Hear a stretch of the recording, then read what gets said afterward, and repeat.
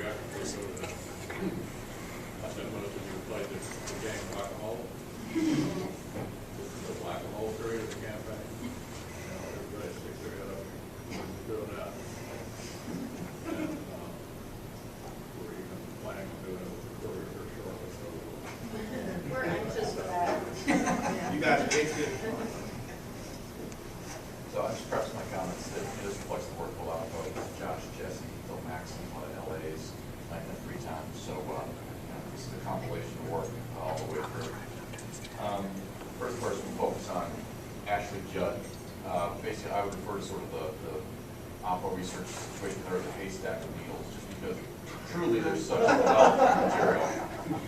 You know, Jesse slogged through her autobiography. She has innumerable video interviews, tweets, blog posts, articles, magazine articles.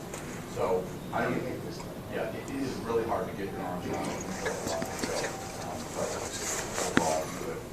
The good news is she's to the far left of every issue that she's taking public stance on, and not just far left, nationwide, but particularly with respect to Kentucky. So, you know, one of the first themes that we can sort of hit on clearly is that she openly supports President Obama.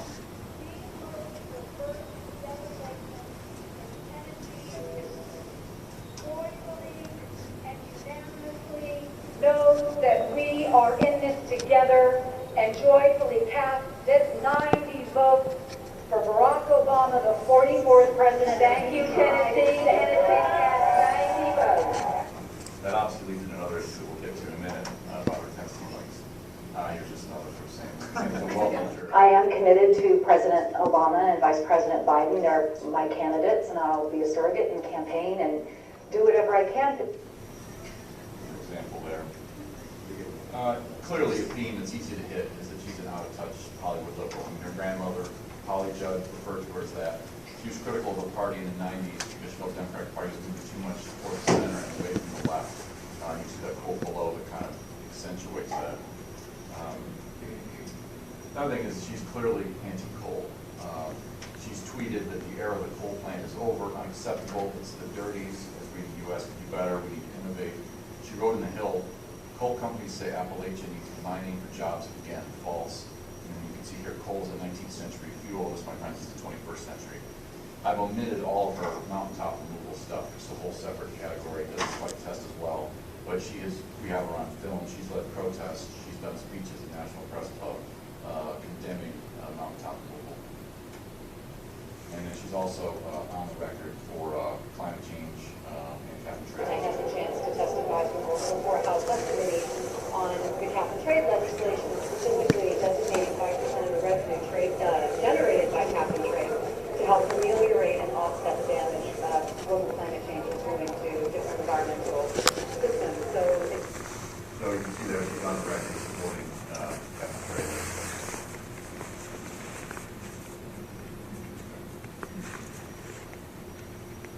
I mean, clearly she's a carpetbagger. This is coming from Carpetbagger himself, so I can appreciate it.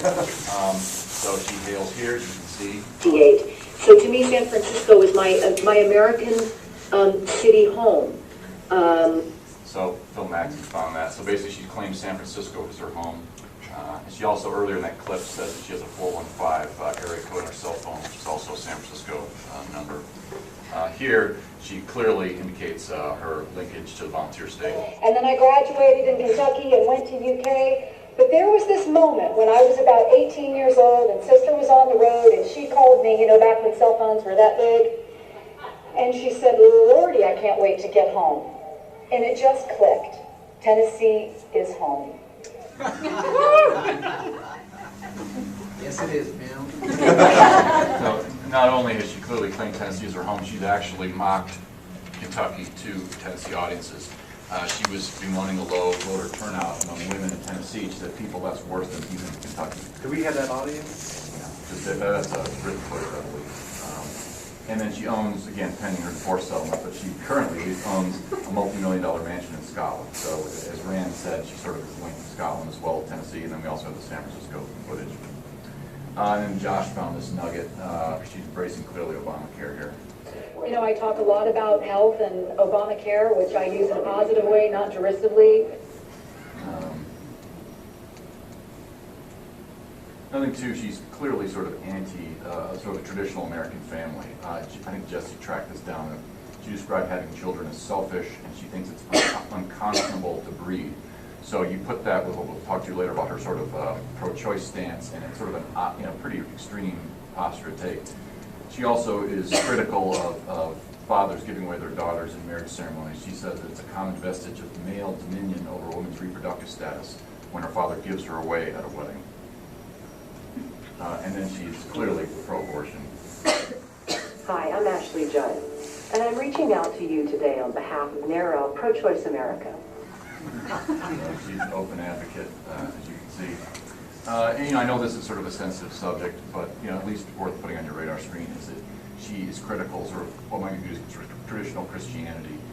She sort of views this as sort of a vestige of patriarchy. As you can see, she says Christianity gives a God like a man, presented and discussed exclusively male imagery, which legitimizes and seals male power. It's an intention to dominate, even if that intention is nowhere visible.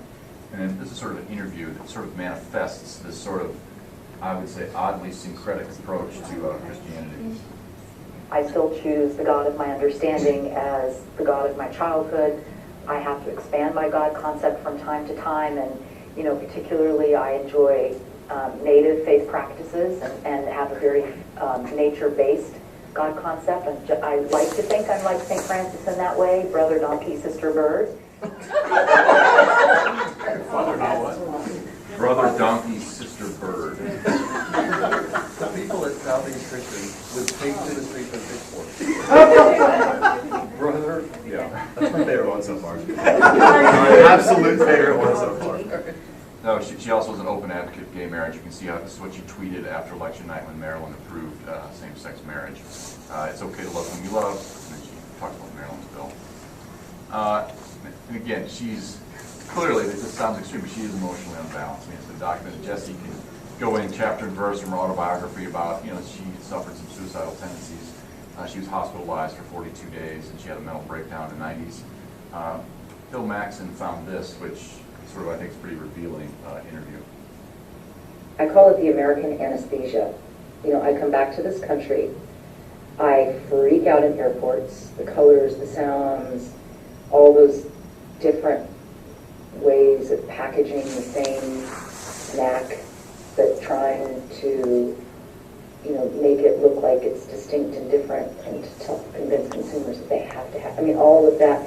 Last time I came home from a trip, I absolutely flipped out when I saw pink fuzzy socks on a rack in here. I mean, I can never anticipate what is going to push me over the edge.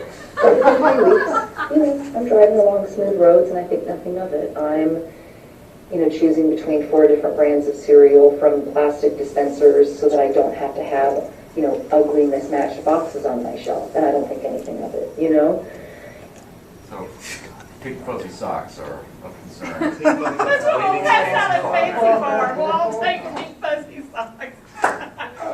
So, again, so that's sort of the tip of the iceberg. Like I said, we're still drilling down. There's a wealth of material, and it's just hard to get all the way around it. With Alice Lonergan Grimes, it's sort of more traditional issue as far as needle in the haystack, sort of the inversion of that. Through a third party, we've got a state FOIA request that's been pending for some time regarding various and sundry parts of her administration of that department. We're hopeful to have it soon, but that's outstanding. It should be here soon. The best hit we have on her is her blatantly endorsing the 2008 Democratic National Platform. This sort of goes back to the Kyle Simmons adage about be careful what you say to friends. So I'm going to ask you this. Do you support the National Democratic Party platform? I do, Jim. Unlike my opponent, I am a lifelong Democrat, born and raised, and proud to stand up and say I'm a Democrat and running on the Democratic Party ticket. Funny part of that footage right after that, you hear the interviewer saying, "Oh, it looks like you're getting the hook here from your folks." Probably because she just endorsed that. So the question is sort of what's in the Democratic platform? Well, it's a wealth of sort of familiar things. Obviously, she endorses Senator Obama. She embraced stimulus. She's embracing support for Obamacare. That's coming too. Card check, cap and trade, tax hike, Dodd-Frank. All these things are part that she endorsed by doing that. Denial of the entitlement problem, support for gays and military, climate change legislation. renewal of the assault weapons ban, and as Jesse says, support for abortion and government fund abortion. Those are all in the 2008 platform. And if she wanted to walk away from it, which I don't think she could do, her dad was actually on the platform commission. The other thing too is she obviously publicly endorsed Obama in 2012. She was too smart to use his name in the sentence, but she says, my support of our party and our nominee is well known. No secret I'll be in North Carolina to support our nominee and party. Also, I think you could probably take that to mean she also would support that 2012 platform, which sort of same sort of parade of horribles that you saw earlier. And then Josh has sort of put this together, and this is, if you see a lot of footage of her, she definitely has a very sort of self-centered, sort of egotistical aspect. And Josh is sort of, this is just one of many that you could put together, but she's very sort of, it's all about her is the theme that I would call this, and this is sort of an example about this. She uses herself, like in speeches, she'll frequently use herself in the third person. To my family, to Dr. and Mrs. Grimes, who didn't know how popular I'd make their last name when I married into it. A lot of kind of awkward little things like that that sort of show about her sort of self-perception, I guess you could say. In addition to those two, we're also taking a look. She's going to be at the Somerset County Tuesday, this Tuesday, so she's their speaker for Tuesday. Also, we're taking a look at folks who are potential primary folks as well. Matthew Bevins, I label him a Tea Party, not afraid to turn to the government. He owns two businesses, related businesses in Connecticut, which manufacture bells. It's a historic factory that they had. It's about 140, 50 years old.